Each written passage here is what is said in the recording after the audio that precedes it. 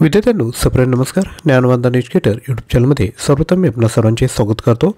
आजच्या व्हिडिओमध्ये माहिती अधिकार अधिनियम 2005 सर्व कलमे आपण बघणार आहोत शॉर्ट नोट्सच्या माध्यमातून.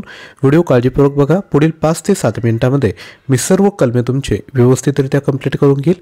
येणाऱ्या परीक्षेमध्ये तुमचा एकही मार्क जाणार नाही.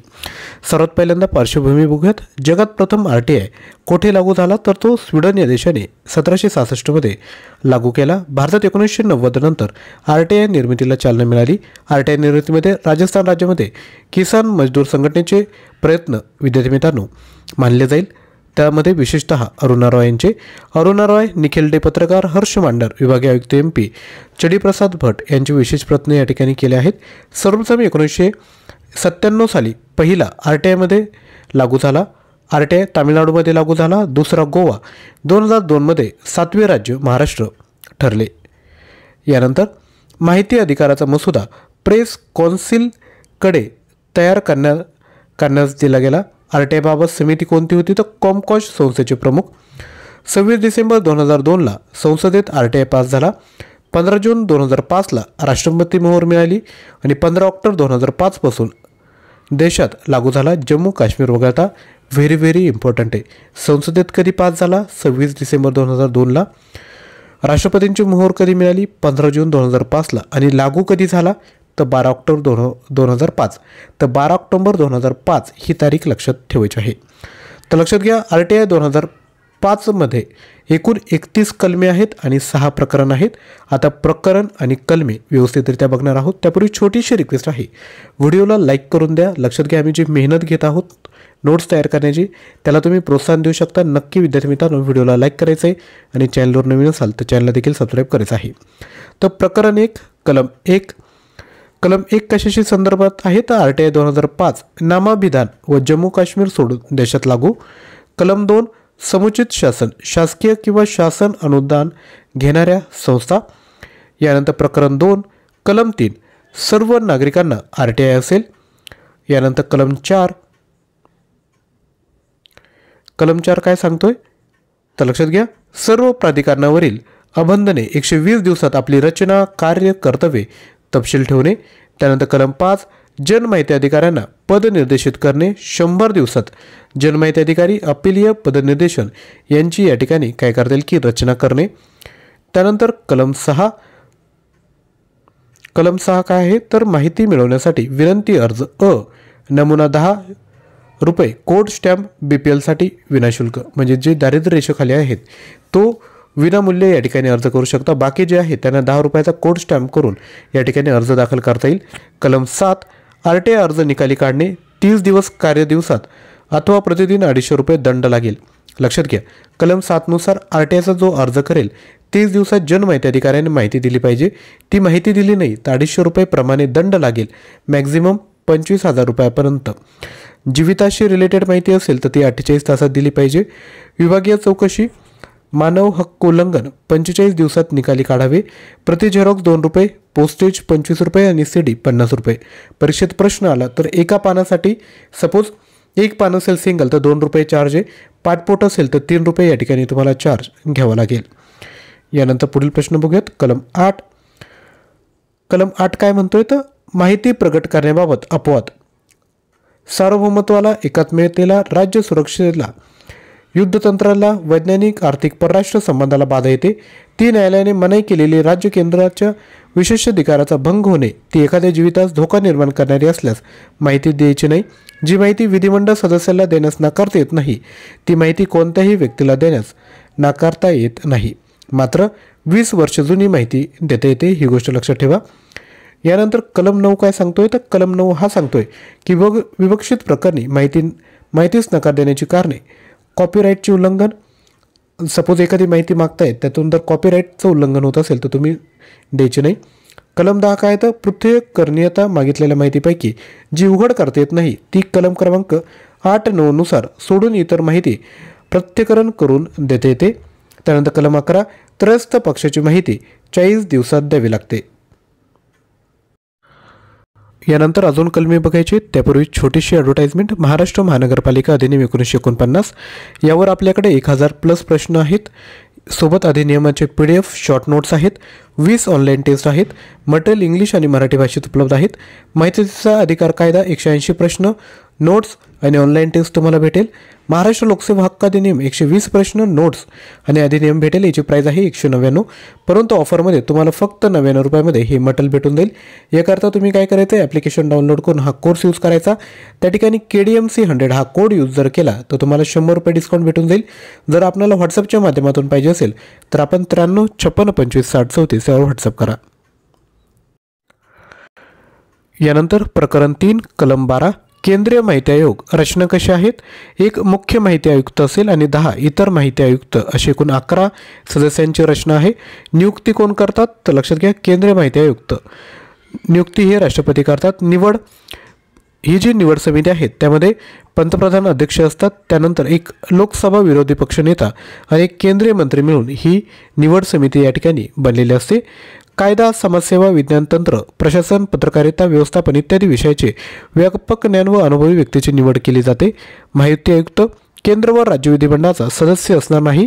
माहिती आयुक्तांचे राजकीय पक्ष व उद्योग व्यापारात संबंध असणार नाही. कलम 13 आहे पदावधी. तर मुख्य माहिती आयुक्त पदधारणेनंतर 5 वर्षापर्यंत किंवा वयाच्या 65 वयापर्यंत राहता येते. जे आधी होईल ते. पूर्ण नियुक्ती राहणार नाही. पदधारण आणि या ठिकाणी आता सुधारणा करण्यात आली आहे की केंद्र जे सरकार आहे त्यांकडे हा डिसिजन असेल की त्यांना किती वेळ ठेवायचं त्या पदावर. आता ही सुधारणा करण्यात आली आहे. पदधारण राष्ट्रपतींसमोर अथवा त्यांनी नियुक्त व्यक्तीसमोर शपथ घेतील. राजीनामा राष्ट्रपतीस, मुख्य माहिती आयुक्त व इतर सर्व माहिती आयुक्त राष्ट्रपतीस अनुसार विद्यार्थी मित्रांनो राजीनामा देतील. पदावरून दूर करण्यासाठी कलम 14 आहे. तर लक्षात घ्या, पदावरून दूर सर्वोच्च न्यायालयाचे निर्देश राष्ट्रपतींनी केल्यावरून न्यायालयीन चौकशीअंती गैरवर्तन, असमर्थता साबित झालात राष्ट्रपतीच्या आदेशाद्वारे त्याला पदावरून दूर करता येते. न्यायालयीन चौकशी दरम्यानही राष्ट्रपती निलंबित करू शकतात. प्रकरण 4 कलम 15 राज्य माहिती आयुक्त संदर्भात आहे. कलम 14 काय होतं, राज्य माहिती आयुक्त केंद्र माहिती आयोग. कलम 15 काय येतं, राज्य माहिती आयोग. सेम रचना काय, एक मुख्य माहिती आयुक्त असेल, 10 इतर माहिती आयुक्त अशी एकूण 11. नियुक्ती राज्यपाल करतील. निवड समितीमध्ये मुख्यमंत्री अध्यक्ष असतील, विधानसभा विरोधी पक्षनेता आणि एक कॅबिनेट मंत्री अशी मिळून निवड समिती बनेल. कलम 16 आहे पदावधी. पदावधी किती आहे तर 5 वर्षे किंवा वयाची 65 वर्षे होईपर्यंत शपथ राज्यपाल देतात. सेवाशक्ती राज्य मुख्य निवडणूक आयुक्ताप्रमाणे. यानंतर कलम 17 पदावरून दूर राज्यपाल उच्च न्यायालयीन चौकशी दोषी आढळल्यास अथवा चौकशी दरम्यान निलंबित करू शकता. यानंतर प्रकरण 5 आहे कलम 18. या ठिकाणी माहिती आयोगाचे अधिकार व कार्य दिले. तक्रारी स्वीकारणे, चौकशी करणे. दिवाणी प्रक्रिया संहिता 1908 नुसार त्यांना अधिकार प्राप्त झाले आहेत.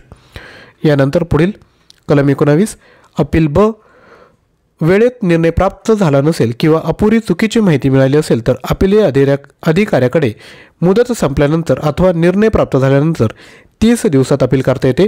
पुरेसे कारण नसल्यास 30 दिवसानंतरही अपील स्वीकारले जाते. प्रथम अपीलीय निर्णयानंतर 90 दिवसात मुख्य माहिती आयुक्तांकडे अपील करता येते. पुरेसे कारण नसल्यास 90 दिवसानंतरही आपले अपील स्वीकारले जाते.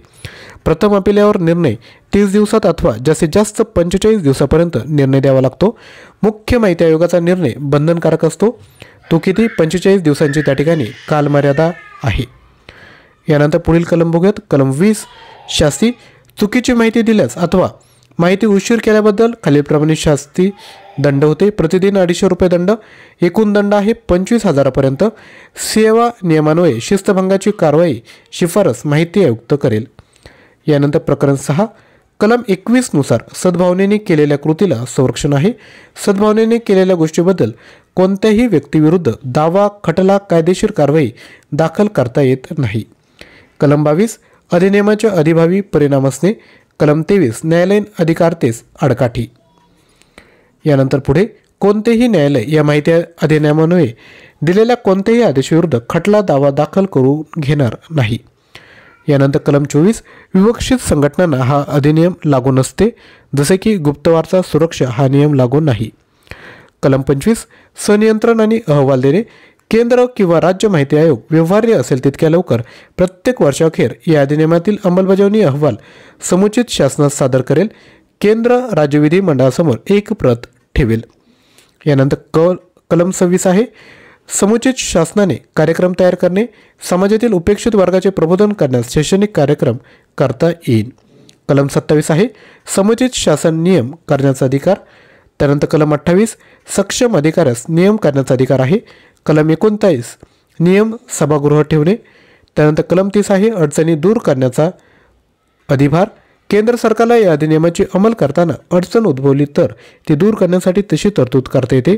कलम 31 2002चा माहिती अधिकार अधिनियम निरसित या ठिकाणी झाला आहे.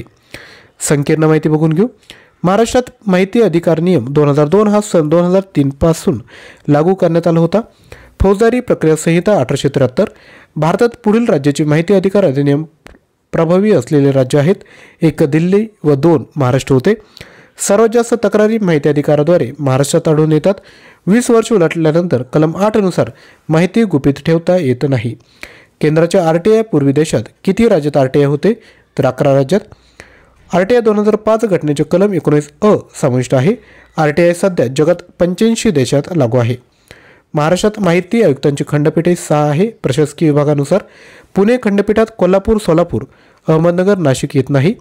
लोकशाही दिनाप्रमाणे माहिती अधिकार दिन राबवणारी सोलापूर महानगरपालिका होय. भारतीय पुरावा कायदा 1872. भारताचे पहिले माहिती आयुक्त हबीबुल्ला तर महाराष्ट्राचे सुरेश जोशी. सर्वात जास्त माहिती अधिकार तक्रार महाराष्ट्रात. RTIचा उद्देश आहे शासन व्यवहारात पारदर्शकता आणणे. RTIसाठी 2001 साली अण्णा हजारेंचे महाराष्ट्रात आंदोलन झाले. RTI 2005 या अधिनियमानुसार एकूण 31 कलमे आहेत आणि 6 प्रकरणे आहेत. भारतीय पुरावा अधिनियम 1872. टिहेरी गढवालमध्ये चंडीप्रसाद भटने RTIसाठी आंदोलन केले होते. तर विद्यार्थी मित्रांनो, अशा पद्धतीने महाराष्ट्र जो माहिती अधिकार कायदा 2005 आहे तो आपण बघितला आहेत. आय होप आजच्या व्हिडिओतून तुमचे सर्व कलमे या ठिकाणी पाठ झाले असेल.